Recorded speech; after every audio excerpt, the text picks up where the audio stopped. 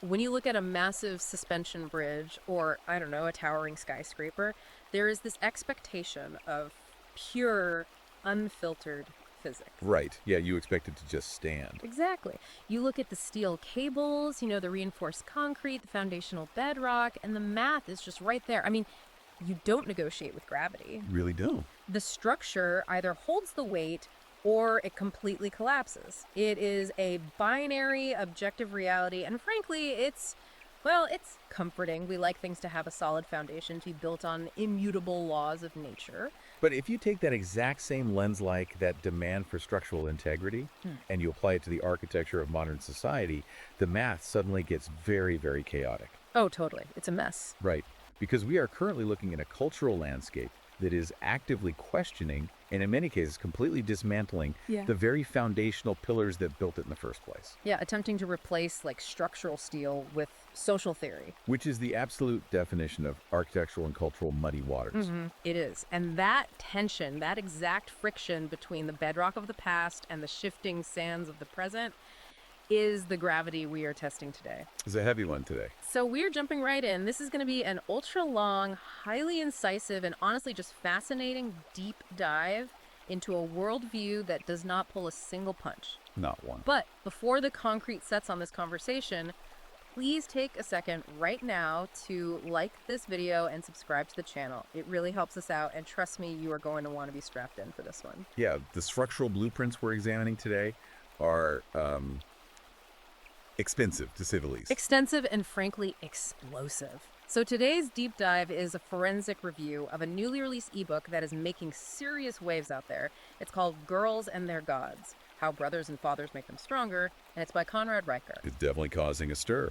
Oh, massive stir. And if this conversation hooks you, you absolutely need to check out Amazon Kindle and Google Playbooks to buy the book for yourself, just to see the full scope of his arguments. And you should also definitely follow the author at Conrad Reicher on Substack. Highly recommend going straight to the source. Yeah. Absolutely. Now, I want to be incredibly clear about who this specific deep dive is custom tailored for. If you are a listener interested in the men's rights movement, or if you follow the red-pilled manosphere. This whole space. Yeah, or if you are simply someone seeking to deeply understand the history and the mechanics of traditional institutions, specifically before they were, as the author argues, completely captured by modern feminist and Marxist ideologies, then this is your deep dive. This is exactly for you. This book was written precisely for you. And because of that specific targeting, we really need to establish some uncompromising ground rules for our analysis today. Please do. It's important. This ebook contains highly politically charged, polarizing, and just deliberately provocative content. I mean, it is designed to be confrontational. Very confrontational. So I want to explicitly state to you, the listener, right now, that we are not taking sides here today. We are not endorsing the viewpoints presented, nor are we condemning them. Right. Our mission is strictly to impartially report, unpack, and analyze Conrad Reicher's exact arguments. We just want to give you a comprehensive, objective look at the ideas contained within this source material so you can understand the architecture of his worldview. Exactly. We are going to explore his foundational arguments rooted in evolutionary biology, and then venture into his fierce critique of modern family courts and the whole economics of divorce. It gets pretty intense. Oh, it really does. And then we'll examine the psychological gauntlet he calls brother boot camp.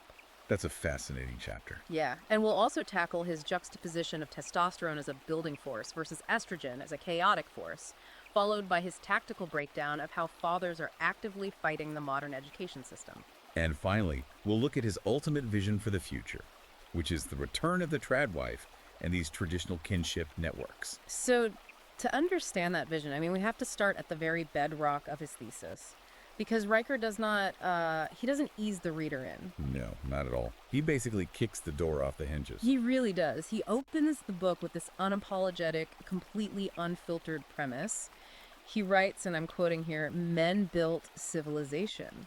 Women built feelings." Right out of the gate. Right out of the gate. He is intentionally using this inflammatory language as a filtering mechanism. He is speaking directly to men who feel entirely alienated by modern culture. Yeah, he explicitly states in the preface that if the phrase toxic masculinity makes you roll your eyes, you are his target audience. He's actively daring the perpetually offended to leave the room. Exactly. From a rhetorical standpoint, it's actually highly effective. He only wants readers who are willing to entertain a complete paradigm shift away from modern progressive orthodoxy. He views traditional masculinity not as, a social construct to be debated in some sociology seminar, but as the literal genetic cement of human progress. Okay, let's unpack this a bit for the listener. Because Riker is essentially arguing that modern society is running on a corrupted operating system. That's a good way to put it. Yeah, he's saying that we've actively uninstalled the masculine hardware that actually processed the raw data of survival and built the machine in the first place. Right. And now we're just standing around wondering why the cultural software keeps crashing. And he frames this uninstallation as an ongoing measurable crisis. He relies heavily on statistics here to map out what he calls the fatherless epidemic. What kind of stats is he pulling? Well, he cites a CDC report noting that girls with involved fathers are 80% less likely to experience early pregnancies. Wow, 80%. Yeah. And he pairs this with data from the Journal of Youth Studies, pointing out that sisters with brothers actually dominate STEM fields. Science, technology, engineering, and math. But let's dig into the why here. Because anyone can throw a CDC stat on a page. Why does Riker believe a father's physical presence alters a daughter's biological trajectory so drastically? Well, because he is building a case that biology is not bigotry. Okay. In his view, 50 years of feminist experiments have tried to rewrite human nature, attempting to prove that men and women are interchangeable blank slates. Right, the whole blank slate theory. Exactly. And he argues the data, like the skyrocketing mental illness, the fatherless homes, the behavioral crises, all of that is the catastrophic result of ignoring evolutionary reality. So he thinks we're fighting nature. Yes. He argues that evolution literally wired women to thrive under male protection.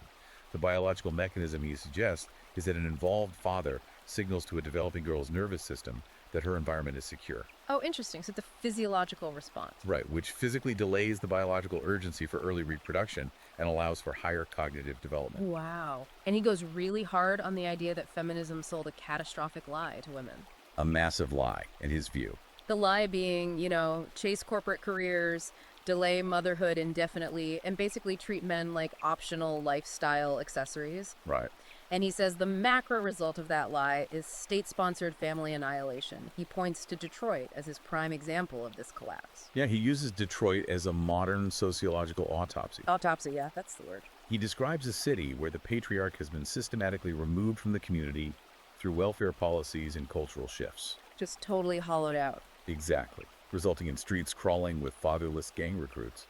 And then he draws this highly provocative contrast, comparing the decay of fatherless Detroit to the war in Ukraine, where he describes fathers literally dodging bullets to save their daughters.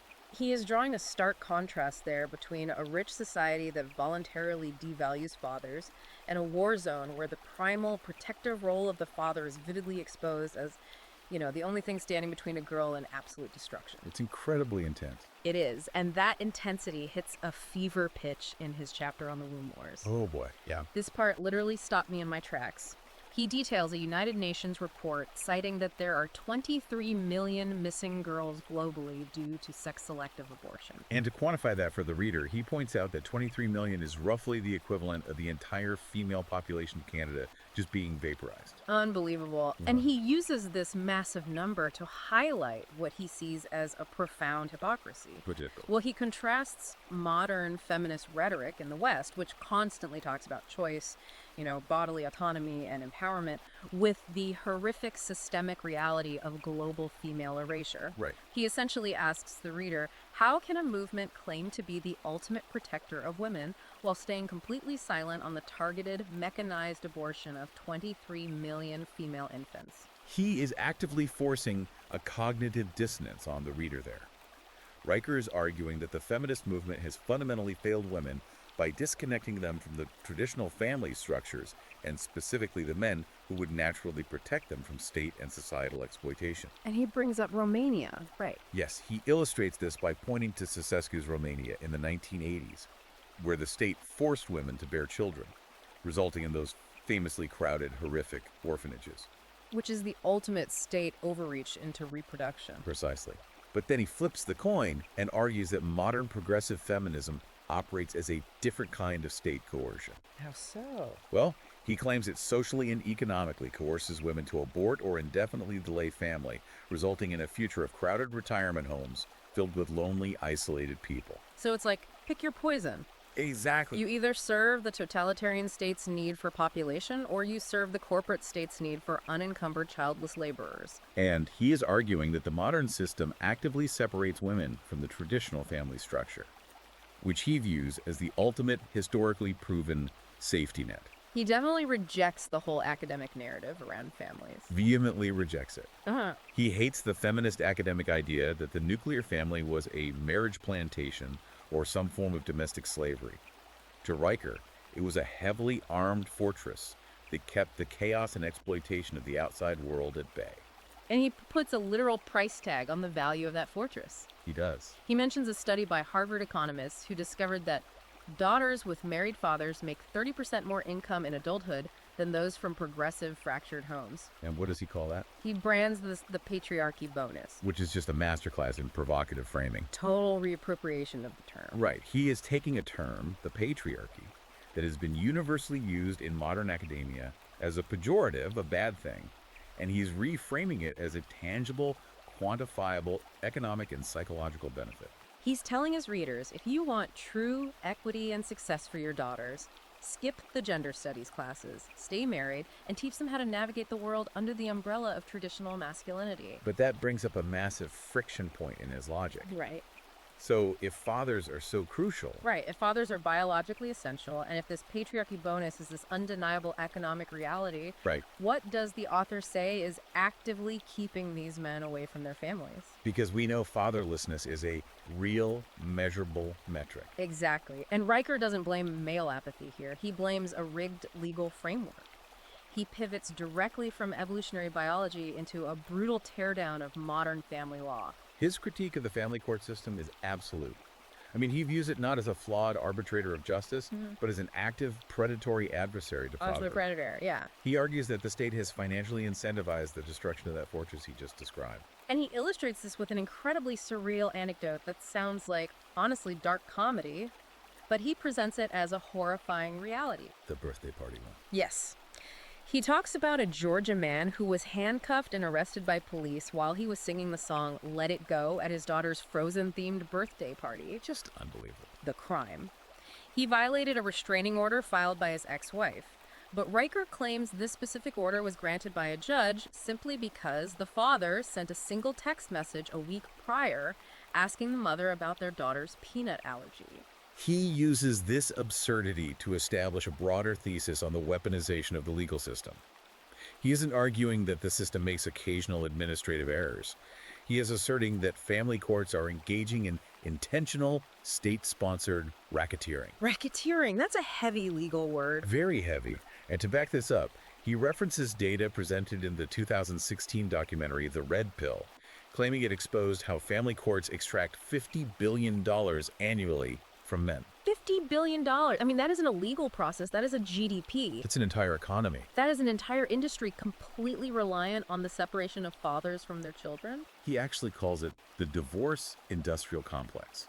Wow. And he explains the mechanics of it. Yeah. Courts inherently incentivize divorce by guaranteeing women financial support and asset distribution while stripping men of their property and custody. So it's rigged from the start, in his eyes. He argues this system essentially turns fathers into automated teller machines. He cites Gallup data claiming 54% of divorced dads have to moonlight as Uber drivers or take on multiple gig economy jobs just to keep up with state-mandated alimony and child support demands. Which introduces his concept of alimony as a literal form of modern indentured servitude. Yeah. I mean, he dives into chapter 7 and 20 detailing what he calls the marriage mozzarella theory. It is a vivid metaphor for how financial extraction works in high net worth divorces. It really is. The theory is that the higher a man's income, the thicker and stickier the strings pulling him down. Like hot cheese. Like hot mozzarella cheese. He gives the example of a neurosurgeon who makes a massive income but is trapped paying $30,000 a month in permanent alimony to an ex-wife. $30,000 a month. Yes. And Riker compares men in these situations to pack mules. He literally writes that no Viking ever conquered a nation while tethered to a 30-year mortgage, a Pinterest board marriage, and a family court judge dictating his paycheck. He points to specific legislative changes to explain how this trap is set, too. Right, the tax stuff. Yeah, he highlights the 2018 tax law repeal, which altered how alimony is deducted. He calls this change fiscal crucifixion because men now have to pay post-tax dollars to fund their ex-wife's pre-tax lifestyle. Brutal. He frames modern marriage as a fundamentally unwinnable game for men, where the state holds all the cards and the man assumes all the risk. Okay, but here's where it gets really interesting, and we went into a major contradiction in his philosophy. Okay, let's hear it. The author mentions that 68% of men report better mental health after going MGTOW. Men going their own way.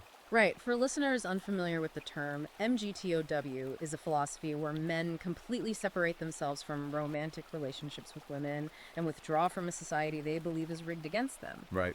But how does he square that statistic with his later arguments that men must lead families? If men are biologically obligated to lead, protect, and build civilization, doesn't withdrawing to save your own skin completely betray that evolutionary imperative? That is the most significant ideological knot in the text. How can you be the bedrock of society if you are hiding from it? Exactly. And Riker attempts to untangle it by framing withdrawal not as a permanent surrender, but as a strategic tactical maneuver. Oh, like a retreat. Exactly. He doesn't advocate for lifelong MGTOW isolation as the end goal for humanity. He views it as a necessary tourniquet to stop the bleeding while dealing with a corrupted system. Okay. And to execute this, he proposes what he calls the freedom flowchart. The freedom flowchart. I read this section. It reads like a manual for a bloodless coup against the legal system. It really is a guide to opting out of jurisdictional traps. Step 1. Ditch the corporate shackles, which he argues make you easily garnishable. Right. Step 2. Buy a van or become mobile. Step 3. Renounce citizenship or establish residency in non-extradition jurisdictions. Step 4. Profit. He gives that crazy example. He gives a concrete example of a client who now runs a Bitcoin mining farm in Belize, generating untraceable wealth, while his ex-wife's lawyer spends thousands of dollars chasing phantom assets back in the United States. So it's pure jurisdictional arbitrage. It's moving your assets, your labor, and your life completely out of the reach of the Western family court system. He's arguing that men must stop feeding the beast to the divorce industrial complex. That's right. If the state marriage license is the literal contract that allows the government to ruin you financially, his solution is to draft private ironclad contracts instead, or to pursue offshore living. He even controversially mentions polygamy or bringing in Thai bride visas as alternatives to modern Western monogamy, which he graphically describes as financial waterboarding. Financial waterboarding. Yeah.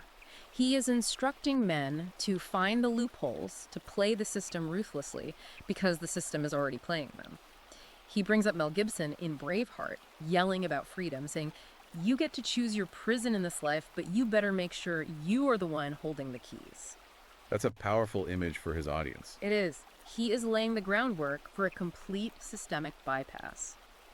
If fathers are essential to the survival of daughters, but the state actively punishes and removes fathers, then fathers have a moral obligation to build parallel ecosystems outside the state's reach. It is a radical proposition of parallel economies. Uh-huh.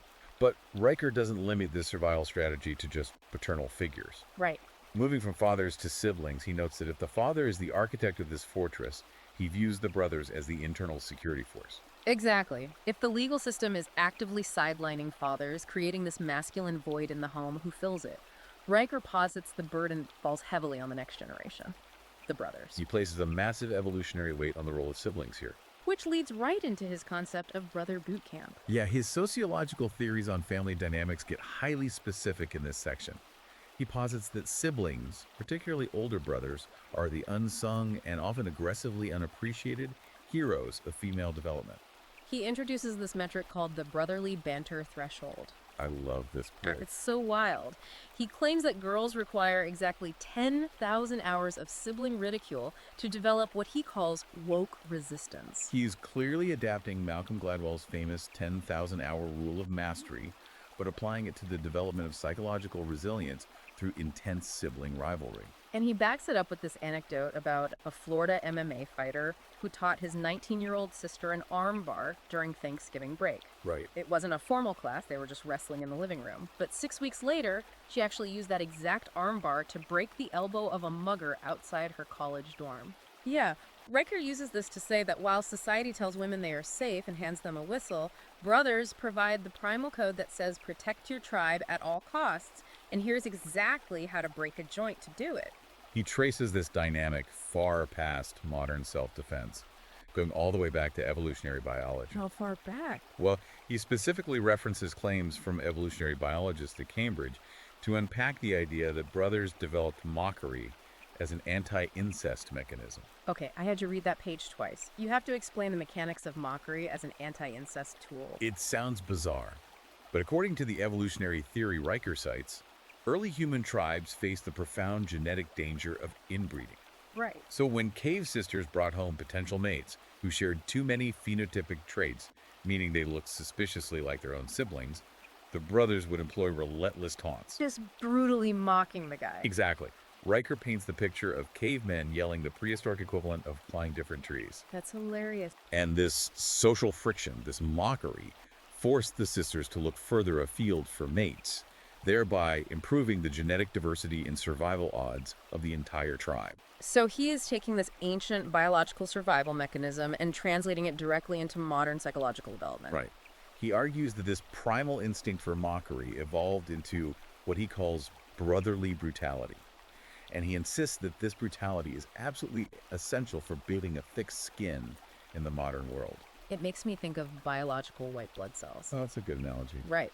The brother introduces a weakened, non-lethal strain of a virus, which in this case is mild mockery or criticism, so that the sister's psychological immune system actually learns how to fight off real, malicious ideological or verbal attacks later in life. That is the exact psychological mechanism he is describing, anti-fragility. He views brothers as the ultimate unforgiving bullshit detectors for their sisters.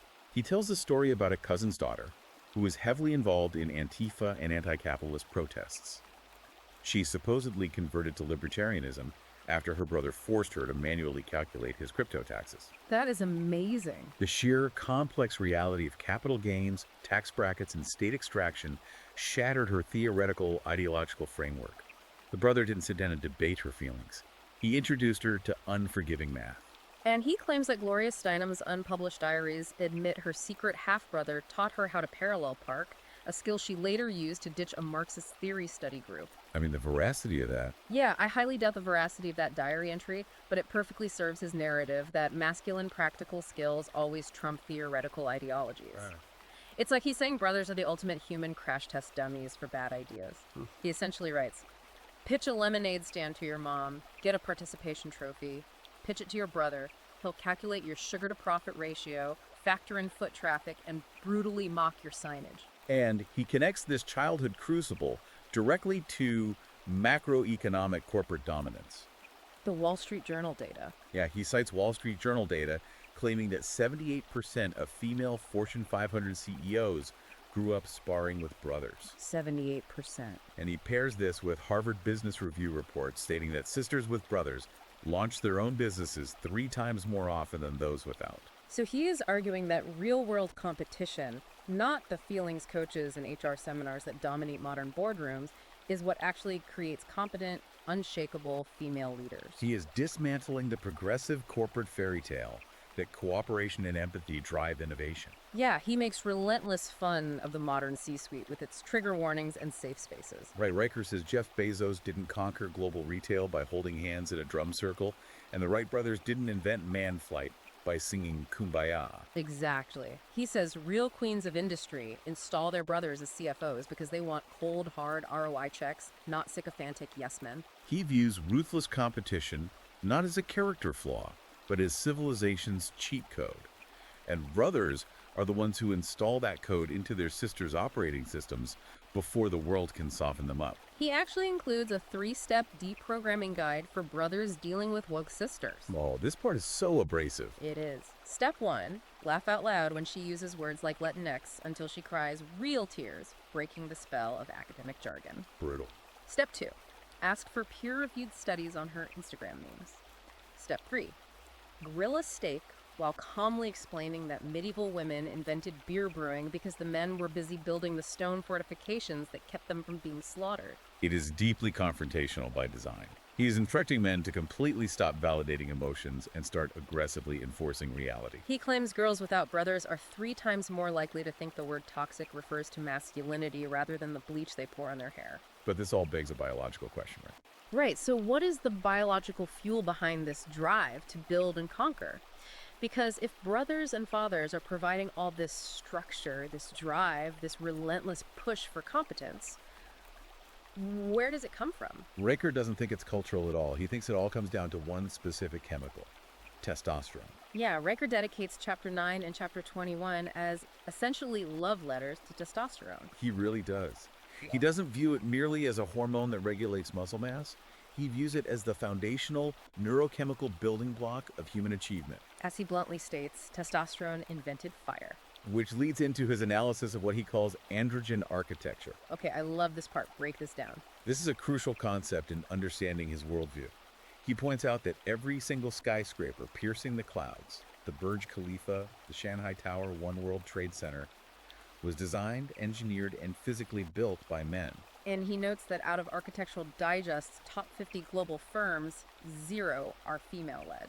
And he refuses to attribute this to historical sexism or lack of opportunity. Of course not. He attributes it entirely to neurobiology. He cites a 2019 Journal of Evolutionary Biology study claiming testosterone actually alters the brain's physical structure, boosting 3D spatial reasoning by 18%. 18%. And he explains the mechanics of this, right? Yes. He says testosterone increases the brain's capacity to visualize complex, multidimensional structures in space, which is the foundational requirement for engineering. Right. He argues that testosterone-fueled grit and spatial reasoning dug the Panama Canal, where an all-male crew moved 240 million cubic yards of earth through a malaria-infested jungle. It's undeniable history, the building of it. And he contrasts this historical building capacity like fathers training sons in geometry so precise that Gothic cathedral vaults still stand flawlessly after 800 years with modern gender-diverse infrastructure projects. This is where he targets Boston's Big Dig. Yes, the Big Dig. He calls it a $15 billion gender-diverse disaster that took decades to finish and leaks like a sieve. He explains the mechanics of the failure as he sees it. When you prioritize empathy, inclusion, and consensus-building committees, what he calls estrogen entropy, actual physical progress dissolves. Estrogen entropy. He claims that female-driven empathy committees get bogged down in talking and processing feelings, whereas high testosterone men focus, tinker, ignore the social noise, and pour the concrete. Which leads to his profound existential concern over the modern decline of testosterone. This is where the stats get scary. He cites a 2022 Journal of Andrology study showing a staggering 50% plummet in average male testosterone levels since 1980. 50% in 40 years. And he pairs this with the data noting that male sperm counts are down 62% since 1973. He blames this biological collapse on environmental and cultural factors. He points to microplastics, and specifically to estrogen from birth control pills flushing into the municipal waterways, which he claims is literally making male fish grow ovaries. He says we are living in a biologically compromised soy jack universe. And he correlates this biological decline directly to the cultural shifts we've seen over the last few decades. This is where he makes his famous comparison between the Woodstock Festival and the Battle of Bannockburn. I just love the sheer scale of his comparisons. It's so cinematic. It is. He says Woodstock had 400,000 unwashed souls packed into a field for days with 0 fistfights, calling it a catastrophic hormonal anomaly. Right. And then he compares that pacified mass to the year 1314, where Scottish Highlanders on a meat and vengeance diet slaughtered 9,000 English soldiers before breakfast at Bannockburn to secure their freedom.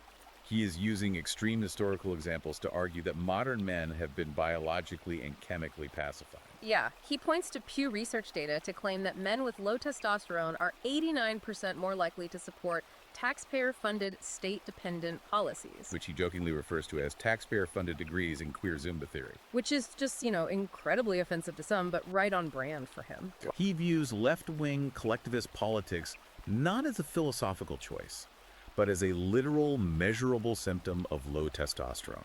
And he says the solution is a biological rebellion. He talks about following the testosterone underground railroadmen driving to Mexican pharmacies to buy T-Gel over the counter because American doctors won't prescribe it. Right? He jokes that Starbucks should switch out pumpkin spice for alpha lattes spiked with 3 shots of tea, but he's dead serious about the behavioral effects of the hormone. He gives an example of a firefighter, right? Yeah, he talks about a firefighter named Chad McThundercock, and he admits he redacted the real name for privacy, who quit his SSRI antidepressants, got on doctor-prescribed testosterone replacement therapy, and supposedly saved 12 kittens from a burning building in a single shift because his risk aversion completely vanished. While the examples are highly hyperbolic, the underlying mechanism he is describing is the idea that high testosterone men possess the innate drive to adopt orphans, build churches, invent technologies, and protect strangers. He views testosterone as nature's ultimate meritocracy. But Riker flips the coin too. If testosterone builds, what does estrogen do? Right, he spends an entire chapter on what he calls estrogen errors. Let's flip to the female side of his equation. He dives deep into modern female behavior, specifically analyzing how women choose partners in the absence of patriarchal guidance. He relies on a 2018 Match.com survey of 5,000 singles, highlighting that 73% of women under the age of 35 admitted to actively sabotaging perfectly good relationships by chasing unattainable soulmate fantasies. 73%. He frames this as a biological glitch exacerbated by modern culture, where women refuse to date solid, reliable providers because they felt a bad vibe, or Mercury was in retrograde. Which leads to easily my favorite anecdote in the entire book. The Cosmo one. Yes. He talks about his own grandmother slapping a Cosmopolitan magazine out of his sister's hands at the kitchen table and barking, "Real men don't cry over your astrology chart. They cry when the Packers lose." That anecdote perfectly encapsulates his view that traditional women inherently understood the value of stoic, reliable, predictable masculinity. Exactly. In contrast, he argues modern feminism has convinced women to prioritize transient, chaotic feelings and astrology over long-term stability. He claims feminists screech, "You don't need a man into microphones," while ignoring the grim reality that 94% of single mothers live below the median income line. And he pushes this so far that he actually advocates for a return to arranged marriages, or at the very least, heavy vetting of suitors by uncles and fathers. Yeah, he cites a Hindu publication claiming arranged marriages have 50% lower divorce rates. And his reasoning for why is just brutal. He says arranged marriages bypass the female prefrontal cortex, which he claims ovulation cycles turn into a Tinder-swiping disaster zone every month. It is language engineered to shock, but it leads directly into his core belief that the home and the women inside it must be heavily guarded against outside influences. Which brings us to how Riker views the external threats to this traditional family unit. Right. He views the home as a fortress, but he views the modern education system as an active, state-funded siege engine trying to breach the walls and capture the minds of daughters. He paints a picture of a total, scorched earth ideological war between fathers and schools. He really does. And he shares some incredible cinematic anecdotes of fathers who stopped trying to co-parent with the government and started fighting back. Oh, like the Texas dad. Exactly. Yeah. The story of the Texas dad who literally barged into his daughter's University Gender Studies 101 class with a bullhorn and a heavily highlighted copy of Sun Tzu's The Art of War. I mean, just picture that. According to the text, he shouted at the professor that war depends on lies. Yeah. And accused the entire curriculum of being psychological manipulation, not education. Wow. Riker notes that campus watchdogs recorded this incident in a fire report, holding it up as an example of patriarchal resistance. And then there's the Ohio dad, Rick Simmons. That's a great example, too. His daughter's high school feminist club was actively forcing male allies to confess their privilege in writing before being allowed to speak. So what did he do? So the dad didn't write a strongly worded email. He sued the university for ideological coercion, secured a $500,000 settlement, and forced the club to disband. 500 grand. Yeah. And his secret. He told the Daily Wire, "I treat wokeness like a porch raccoon. Starve it, outlast it, then beat it with a broom." These anecdotes serve to illustrate Riker's core tactical advice to men. Dads do not negotiate with extremists, they destroy them legally and socially. Because he views the public school system as pushing a deliberate Marxist agenda designed to sever the bond between father and daughter, right? Yes, because a daughter bonded to her father won't bond to the state. He cites New York City's Mental Health Mondays, claiming schools deploy gender therapists who push chest binders and cross-sex hormones to young, confused girls like drug dealers, handing out free samples just to create lifelong medical dependence. He digs into National Education Association data, revealing that 68% of self-identified social justice educators are childless. He refers to them as childless cat ladies. He literally says Aunt Lydia from The Handmaid's Tale wasn't a dystopian warning, she was the modern feminist playbook. Their secret, he claims, is to replace the biological father with the bureaucratic state. But reading this, you have to ask, Yeah, I kept thinking about the girls caught in the crossfire. Riker paints a picture where these daughters are almost victims of this ideology, victims of a massive psychological operation being pumped full of anxiety, climate doom, and gender confusion. right? So, how does he suggest fathers actually inoculate them? If you can't sue every single school, how do you make your daughter immune? Riker's strategy is based entirely on the antidote of physical competence. He believes you cure ideological anxiety by replacing talk therapy with tangible physical skills. Replacing therapy with torque wrenches. Precisely. You replace the therapist's couch with the garage workbench. The mechanism here is about creating an internal locus of control. How does he prove that? He cites data from AMA Psychiatry showing that girls raised by emotionally reserved, stoic fathers have 40% lower lifetime depression rates. 40%. He compares this to Yale findings that empathic, overly involved dads who constantly validate their daughter's feelings just produce fragile adults who require lifelong Xanax prescriptions. He tells the story of a Minnesota dad named Mike Johnson. Wow, the axe-throwing one? Yeah, the school counselor tried to put his 15-year-old daughter on Zoloft for generalized anxiety. Instead of filling the prescription, the dad yanked her out of the counselor's office, signed her up for a competitive axe-throwing league, and within weeks, her depression completely faded. Incredible. The dad told Riker, doctors kept yapping about serotonin imbalances. I said, let's try testosterone, the kind you earn throwing sharp objects at dinner plates. The psychological mechanics of that anecdote are fascinating. Riker is arguing for anti-fragility through physical mastery. Right. When girls are taught to manipulate the physical world, whether it's throwing an axe, rebuilding a carburetor, or chopping wood, they realize they have agency. They can affect their environment. It makes sense. Riker argues this concrete physical competence completely shatters the curated abstract victimhood peddled by modern gender studies. If you can rebuild an engine, you don't believe a microaggression can destroy you. He formalizes this into a concept he calls the tridad trifecta, which is his ultimate defense system for daughters. Faith, family, and firearms. Let's break down the mechanics of those three pillars. Okay, faith. Because he argues the rigid moral structure and community of a Sunday school provides a localized support network that statistically beats anonymous state-run suicide hotlines. Sure. Family, because daughters who are given heavy, meaningful responsibilities at home, like actively raising younger siblings, don't have the idle time or the existential void that leads to destructive, validation-seeking online behaviors like OnlyFans. And then firearms. He's absolutely obsessed with the psychological impact of teaching girls to shoot. He claims that a girl who can calmly field strip an AR-15 under pressure will never fall for a soft-handed socialist who can't change a flat tire.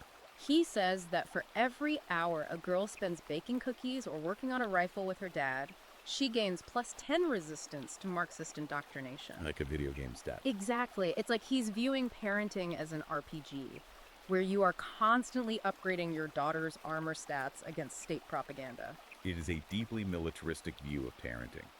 He mentions a dad in Wyoming who, instead of debating gender ideology with his daughter, simply handed her a high-powered rifle and taught her breath control. Wow. Riker says the physical crack of the bullet drowns out the digital noise of TikTok activism. He even cites a pilot program called Daddy SAT, where a community achieved 100% employment for their girls by completely replacing woke syllabi with father-approved skills like changing tires, filing taxes, and basic marksmanship. So we see exactly how he wants to tear down the modern system, and we see how he wants to defend the perimeter of the home. Right. But Riker doesn't just want to exist in a defensive crouch forever. He actually has a highly specific macroeconomic vision for what should replace the current society. He wants a complete return to traditional tribalism and localized economics. He doesn't just want to destroy the progressive state. He wants to rebuild a parallel civilization. And the cornerstone, the foundational economic engine of his new society, is the trad wife movement. Yeah, he talks about estrogen economics and what he calls spin cycle serotonin. I dive into this because this trad wife stuff is huge right now. He shares the viral story of a Swedish mother of 4 named Katja. She started this movement on TikTok called #ScrubbedAwoke. I've heard of She basically turned her apartment into a highly disciplined boot camp for domestic excellence, baking from scratch, sewing, aggressive cleaning. Her videos racked up 12 million views and apparently triggered a literal parliamentary inquiry in Sweden because so many women were agreeing with her and abandoning the workforce. which is wild. And Riker points to a YouGov poll where 78% of women admitted they would rather bleach grout on their hands and knees than sit through another soul-crushing Zoom meeting about corporate synergy. And he backs this up with neurobiology. He cites a Kinsey Institute study claiming that a woman's dopamine spikes 23% higher when physically organizing a linen closet versus drafting abstract diversity memos. No, I know that claim is going to make some people throw their phones across the room. Oh, absolutely. Right. But we have to look at the exact metric Riker is using to explain why this happens. Right. The neurochemical mechanism he is pointing to is the difference between concrete task completion and abstract bureaucratic labor. Okay, unpack that. Organizing a closet provides an immediate, visual, tangible result. The brain recognizes order being created from chaos and rewards that with a massive dopamine hit. Makes sense. Drafting a diversity memo, on the other hand, is an endless, unquantifiable bureaucratic task that produces no physical result, leading to burnout. Riker believes women are hard-coded by evolution to spin physical chaos into order within the home, and that denying this biological reality causes clinical depression. He views the nuclear family and the role of the homemaker not as oppression, but as civilization's ultimate, unshakable safety net. He claims that trad wives are playing evolutionary chess while everyone else is playing checkers swiping on Tinder. He contrasts traditional Mormon women in Utah, who average 3.2 kids and run massive community networks, with what he calls the Manhattan girl boss cohort. Right, who he claims are spending $18,000 to freeze eggs they will ultimately never use because they prioritized a corporate ladder over a bloodline. He says trad wives convert pie crusts and clean homes into social capital that outlasts any quarterly earnings report. And this purely economic view of traditional roles extends to his arguments on how women should be valued by the broader society. This is the dowry part. Yes, he makes a highly controversial argument in favor of reinstating bride prices and dowries. This was wild to read. He argues that societies only truly thrive and women are only truly protected when a woman's value is tangibly, financially quantified by the men around her. He says that from ancient Rome's dot system, where a family transferred wealth to the husband to offset the massive cost of raising children, to what he imagines as modern carbon dowries, men need to put actual capital into families rather than throwing it away on OnlyFans subscriptions. He cites a modern example of an Indian father in Kerala who took his daughter's traditional dowry fund and spent it on her advanced engineering degree instead of gold bracelets. Oh, interesting. Now she runs a highly profitable robotics firm. Riker uses this not to debunk the dowry, but to argue that the concept of the dowry, a massive upfront capital investment by a patriarch into a woman's future family stability, is an economically sound mechanism that prevents societal collapse. He contrasts this historical economic seriousness with a hilariously extreme example of modern marriage. The vegan wedding. Yes. He talks about a vegan anarchist wedding in Berlin that completely collapsed before the vows were even exchanged. And why was that? Because the bride's father refused to gift the couple a $40 toaster, citing his opposition to late-stage capitalism between his ketamine therapy sessions. Unbelievable. Riker uses this absurd story to highlight a brutal truth. Strip away tradition and financial commitment, and you're just left with chaos. Men don't commit to a vacuum. If there's no skin in the game, the structure falls apart. And he scales this concept of skin in the game up to the community level. He talks about the concept of familismo among Cuban exiles in Miami. Right. He notes how uncle-led clans like the Padron family turned Little Havana into a $100 billion empire simply because they trusted blood, handshakes, and patriarchal authority, not government programs. He contrasts this massive wealth creation with the city of San Francisco, Which he points out recently spent $1.7 million and 3 years of bureaucratic meetings just to build a single public toilet. Let's see. He is arguing that tribal kinship networks run by patriarchs are infinitely more efficient, resilient, and wealthy than modern state bureaucracies. He even points to a world values survey showing that communities that actively maintain male initiation rituals report 80% higher social trust. And the Detroit story. Yeah, he tells a story about 7 Detroit tradesmen who got tired of waiting for the city, tore down a crack house on their block, and replaced it with a community orphanage. And how do they do it? Just using their own tools, their own money, and a bottle of whiskey. No city permits, no diversity seminars, no impact studies. Just high testosterone men getting things done through sheer force of will. Which brings us to the ultimate synthesis of his entire worldview. Let's wrap this up. Riker views history, evolutionary biology, and economics as uncompromising forces. He believes that true female empowerment and true societal stability only occurs within the protective, challenging, and highly structured framework of traditional masculinity. He is urging men to unapologetically reclaim their roles as patriarchs. He wants them to stop apologizing for having a spine, to hoard physical tools, to pull their money out of the system, to teach their daughters how to shoot and their sons how to build. He fundamentally believes that the modern experiment of egalitarianism and state-sponsored feminism is a biological anomaly. A blip on the radar. A blip that is currently collapsing under its own bureaucratic weight. And he predicts that the only survivors of this collapse will be those who have already retreated to the fortified, self-sustaining structures of traditional kinship.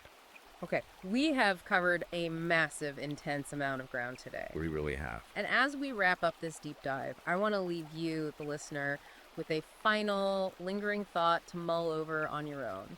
We've just spent all this time unpacking Riker's battle plan, but consider the macro implications of this. The big picture. Exactly. If millions of men were to actually follow Riker's advice, if they successfully execute the freedom flowchart, withdrawing their labor from modern corporate structures, pulling their capital out of mainstream institutions via Bitcoin or offshore havens, and retreating to isolated, self-sustaining family units, what happens to the global macroeconomy?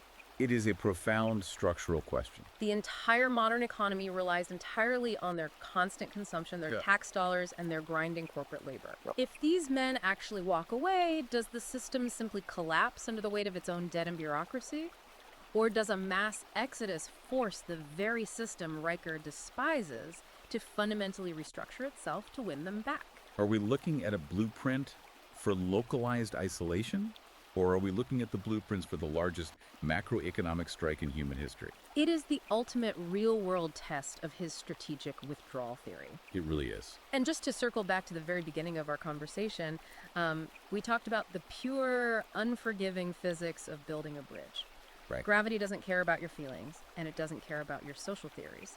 Conrad Riker is essentially arguing that human biology and history are the gravity of our species. You can try to build a progressive society that ignores those forces, but eventually the concrete cracks, the steel snaps, and the bridge comes down. It is a fascinating, deeply polarizing, and incredibly detailed perspective on the architecture of human civilization. Regardless of where you stand, it provides a complete paradigm shift, whether you agree with the math or not. That is an understatement. Thank you for joining us for this intense, in-depth exploration of the source material. Before you go, a quick reminder.